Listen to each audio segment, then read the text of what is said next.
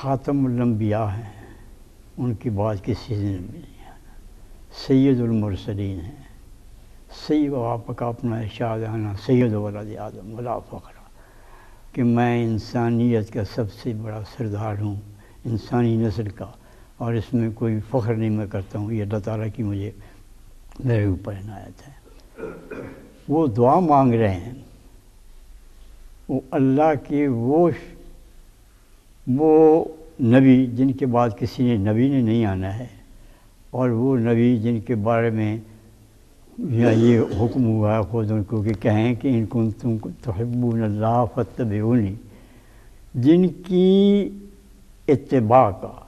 جن کی پیروی کا یہ انعام ہے کہ اللہ تعالیٰ ان سے محبت کرتا ہے جو ان کی پیروی کریں۔ آپ بتائیں اس سے بڑا کیا کسی شخصیت کا تصور ہو سکتا ہے کہ ان کی ایسی شخصیت جن کی پیروی کرنے والے سے اللہ محبت کرے۔ یحببکم اللہ، تم میری پیروی، ان سے کہہ دو کہ تم میری پیروی کرو، اللہ تعالیٰ تم سے محبت کرے گا، اللہ تعالیٰ تم کو پسند کرے گا۔ یہ مقام جو ہے اس سے بڑا اور کیا مقام ہو سکتا ہے؟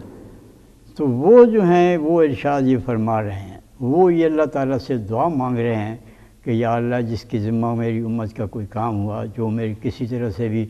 حکومت پر کے بڑے منصب پر آیا یا چھوٹے منصب پر آیا، اس سے اس نے امت سے سختی کی، اس کے کام سر انجام نہیں دیے، اس سے بے ایمانی کی، اس سے خیانت کی، ان کو مشقت میں ڈالا، ان کی آسانیاں پیدا کرنے کے بجائے ان کے راستے میں ان کو لوٹنے کی کوشش کی، یا اللہ اس پر بھی تو سختی کر۔ نبی کریم صلی اللہ علیہ وسلم تو وہ شخصیت ہیں جو کہ احد کے میدان میں حال وہ ذو لوہان تھے، تو آپ کیا دعا مانگی تھی اس سے؟ دانت ٹوٹ چکے تھے، زرے کی گڑیاں جو ہیں وہ رخسار مبارک میں کر چکی تھیں، فرمایا اللہم اہد قومی فانہم لا یعلمون،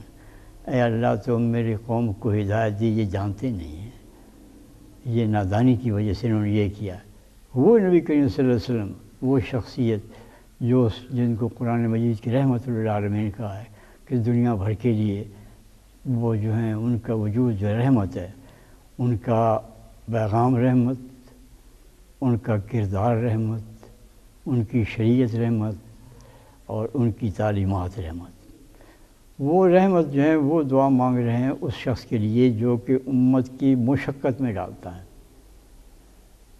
مشقت میں ڈالنے کے کئی طریقے، اب ہم دیکھیے کس طرح سے آج کل جتنی مشقت میں لوگ ڈالتے ہیں، کسی حکمران کبھی ایسے نہیں ہوتا۔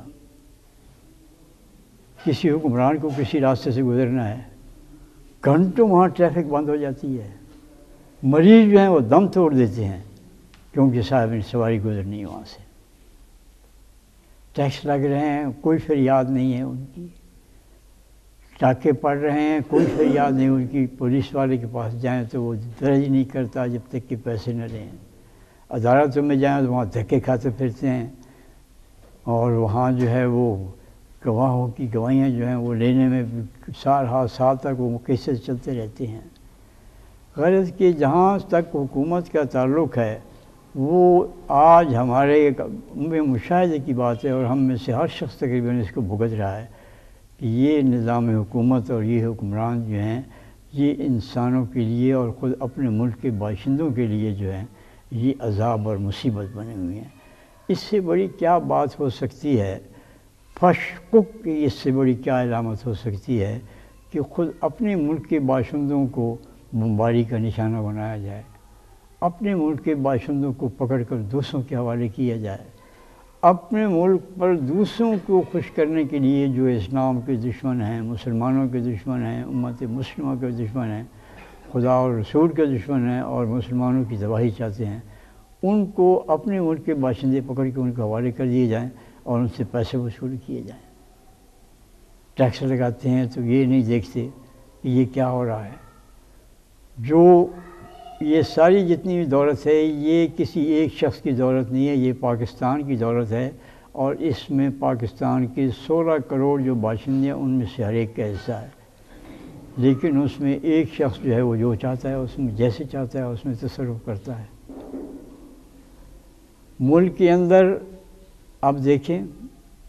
ہمارے پاس اتنا غلہ نہیں تھا، یا تھا تو ہم اس کو مینیج نہیں کر سکے کہ وہ ملک کی سال بھر کی ضرورت کی پورا کرے، لیکن ہم اس کو ایکسپورٹ کر دیتے ہیں اس لیے کہ اسے اپنی تجوریاں بڑھیں۔ یہ معلوم نہیں تھا کہ آپ دیکھیں کہ جہاں دیکھیں آٹا آٹا اور آٹا کی یہی جمع رہی ہے۔ یہ فحش کی بدترین مثال ہے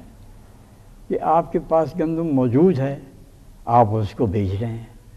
صرف اس لیے کہ اس میں نفع کمائیں کسی بڑی پارٹی کا یا چند لوگوں کا۔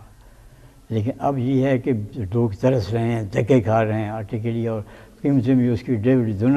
دو گنا ہو گئی ہیں۔ اور یہ جو ہے یہ جو ہماری جو املاک ہیں ان کو ہم تلے ہوئے ہیں کہ ان کو بیچ دیں۔ ہماری 200 ارب کی ایک پراپرٹی ہے جس کو ہم 20 ارب میں کرتے ہیں، اور جو آدمی اس پر انگلی اٹھاتا ہے اس کو آپ الگ کر دیتے ہیں۔ یعنی جو اپنی پبلک کی دولت جو ہے وہ دوسروں کو کوڑیوں کے مول دے رہے ہیں، یا خود اس کو اپنے دوستوں کو، اپنے عزیزوں کو، اپنے رشتہ داروں کو، یا خود اپنے کھاتوں میں ان سب کو جمع کرا رہے ہیں۔ اور پبلک کے سامنے صرف یہ مصیبت ہے، بجلی کی کمی ہے، یہ بھی فشکک میں ہے، یہ بھی اس پر مصیبت میں ڈالنا ہے، ٹیکسوں کی زیادتی ہے، یہ بھی مصیبت میں ڈالنا ہے، عدالتوں میں دھکے کھانے ہیں، یہ بھی مصیبت میں ڈالنا ہے، پولیس کی زیادتی ہیں، یہ بھی دھکے ڈالنا ہے، مریضوں کے لیے جو ہے وہاں اسپتال میں دوائیاں نہیں ملتی ہیں، یہ بھی جو ہے اس کی شک میں آتا ہے۔ تو حکمران کا کام تو یہ ہے کہ وہ جو اس کے وسائل اس کے پاس موجود ہیں وہ اپنی جو اس کی رعایا ہے، جو اس کے سپرد ہوئی ہے دیکھ بھال، ان کے حوالے کرے۔ نبی کریم صلی اللہ علیہ وسلم کا اور خلفائے راشدین کا آپ دیکھیے کہ وہ کیا کرتے تھے۔ نبی کریم صلی اللہ علیہ وسلم جو بھی دولت آتی تھی اس کو تقسیم کر دیتے تھے۔ خلفائے راشدین یہاں تو یہ ہے کہ 10 ارب جو ہے وہ کہیں اس کا پتہ ہی نہیں چلتا وہ کہاں ہے۔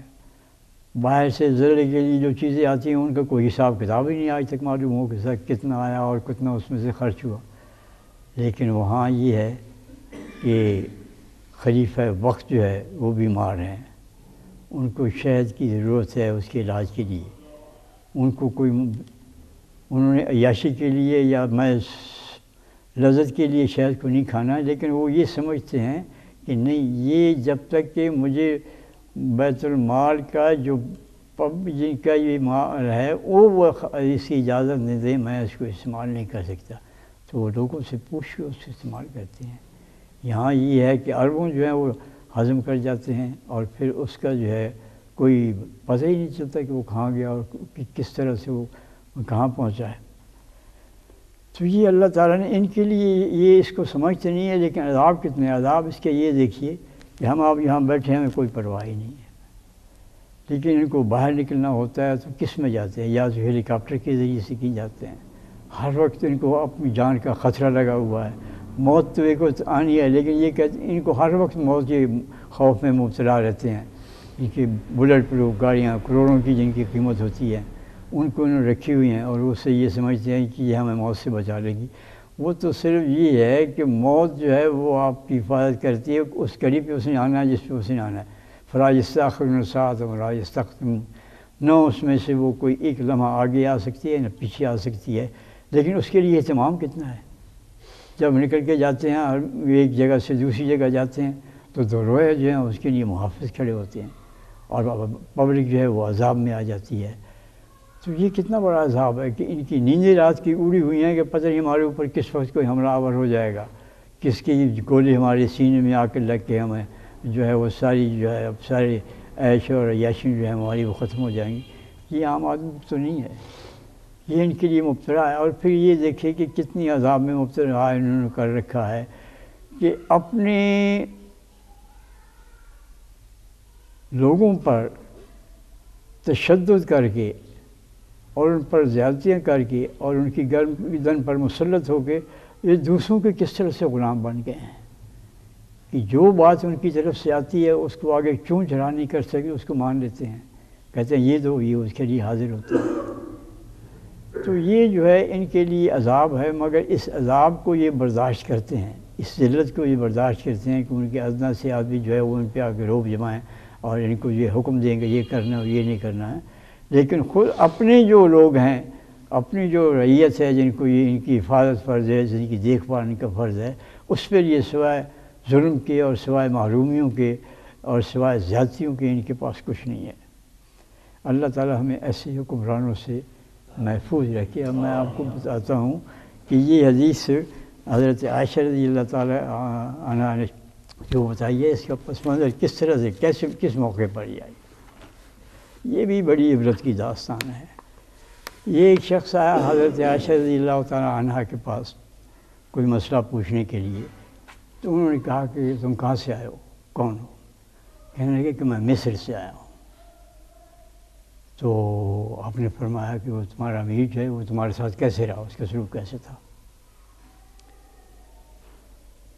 یہ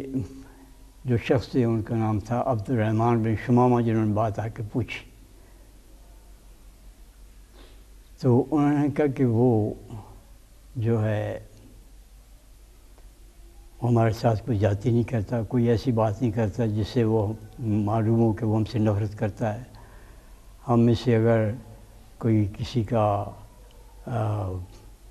اونٹ مر جائے تو اس کو اونٹ دے دیتا ہے۔ وہ سپہ سالار کی بات کر رہی تھی نا، جو جس کے تحت جنگ لڑی تھی۔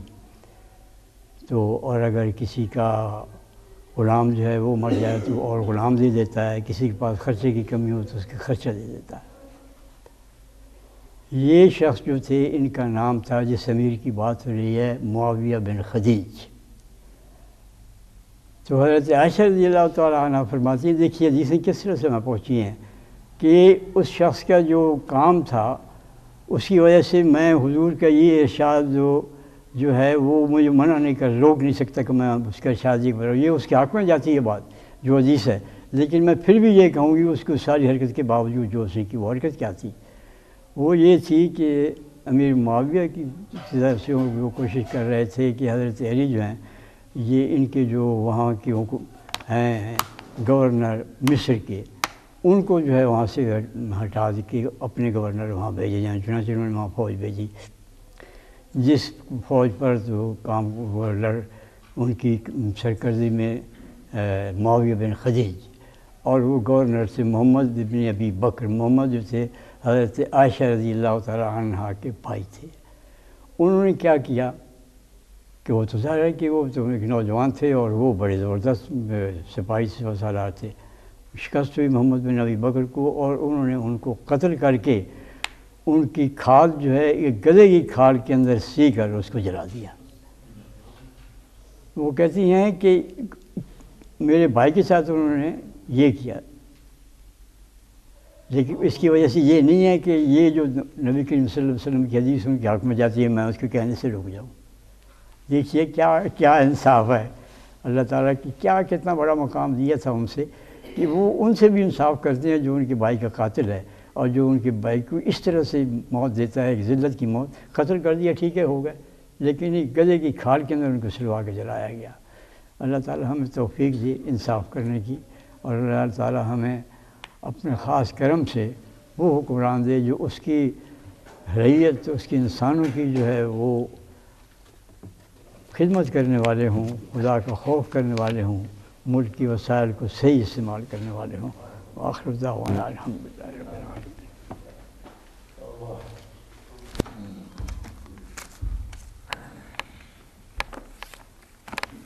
اللہ پاک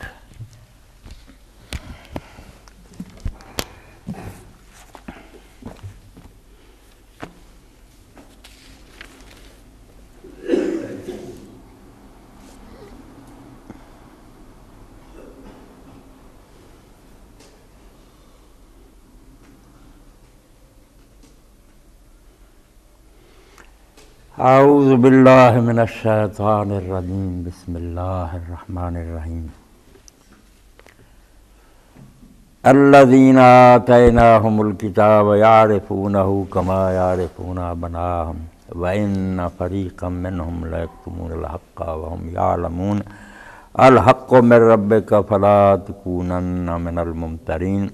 ولکل وجہۃ ھو مولیھا فاستبقوا الخیرات اینما تکونوا یأت بکم اللہ جمیعا ان اللہ علی کل شیء قدیر۔ سورہ بقرہ کی کچھ آیات میں نے تلاوت کی ہیں، ان کا ترجمہ اور تفسیر جو ہے مختصر آپ کی خدمت میں عرض کروں گا۔ ساری دانش، ساری حکمت اور دانائی کی جڑ اپنی حیثیت کا تعین ہے۔ سب سے بڑا مسئلہ جس سے آدمی بے خبر رہ جائے تو اس کے پلے علم اور عقل نام کی کوئی شے نہیں کہ وہ اپنے بارے میں یہ فیصلہ کرے صحیح اور درست کہ وہ کیا ہے، اس دنیا میں اپنے آپ کو کیا سمجھ کر وہ رہے۔ اپنی حیثیت کا تعین جس کو کہتے ہیں اپنے آپ کو پہچاننا، یہ نمبر اول بات ہے۔ اپنے پہچاننے میں غلطیوں سے ساری دنیا میں تباہی مچی ہے۔ کچھ لوگوں نے اپنے آپ کے بارے میں غلط اندازہ کیا کہ ہم خود مختار ہیں، ہم پر کوئی حاکم نہیں ہے، جو جی چاہے کریں، متکبر ہو گئے، مغرور ہو گئے۔ کچھ نے اپنے آپ کو پستی میں گرا دیا کہ ہم سے زیادہ اس دنیا میں کوئی دلیل نہیں ہے، ہم ایک نہ بہت بری قسم کے جانور ہیں، بس یوں ہی دنیا میں آ گئے، کچھ نہیں ہماری زندگی کا مقصد، ہم غلام ہیں، دوسروں کی پوجا کریں گے، ان کے سامنے جھکتے رہیں۔ کچھ اوپر اٹھ گئے، خود ہی خدا بن گئے، کچھ گر گئے اور دوسروں کی غلامی کرنی شروع کر دی، اپنے آپ کو صحیح پہچان نہ سکے۔ انبیاء علیہ السلام اور کتابیں جو اللہ نے نازل کی ہیں نا، ان کا سب سے بڑا کارنامہ یہ ہے کہ انہوں نے انسان کو اس کی صحیح شناخت اور پہچان کرائی۔ اس میں غلطی ہو جائے تو آپ یقین جانیں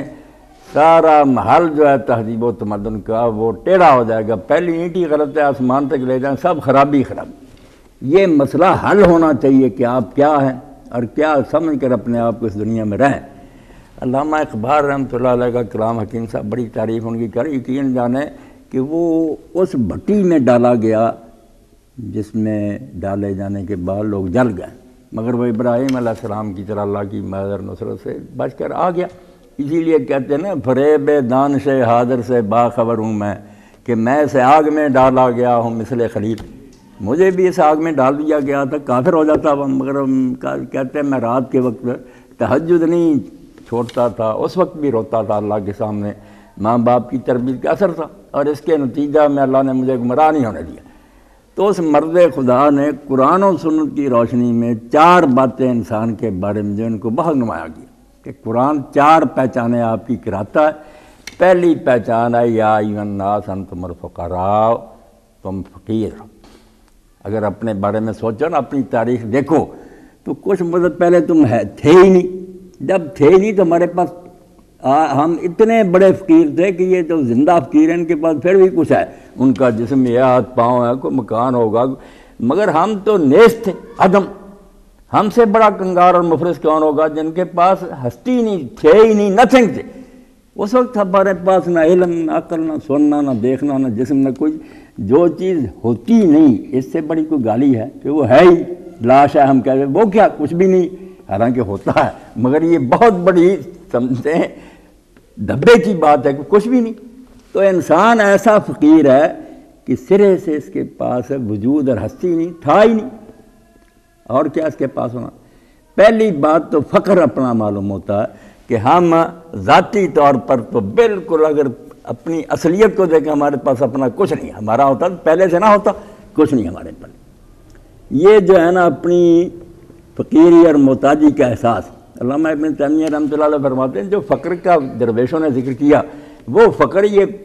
مال یا پیسے نہ ہونے کا نام نہیں ہے، وہ اسی فقر کو پہچاننے کا نام ہے جو فقر ذاتی ہے، جو کسی سے الگ نہیں ہوتا۔ نبی کسی مرتبے تک چلا جائے، فرشتوں کو اللہ جو چاہے طاقتیں دے دیں، دنیا کے اقتدار کے، مگر یہ فقر اس سے الگ نہیں ہوتا، وہ ہر وقت محتاج،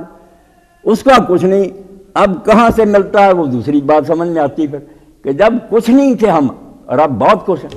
تو اس سے پتہ چلا امانت کا کہ اللہ نے یہ سب چیزیں ہمیں خود عطا کی، ہمارا کچھ نہیں ہے،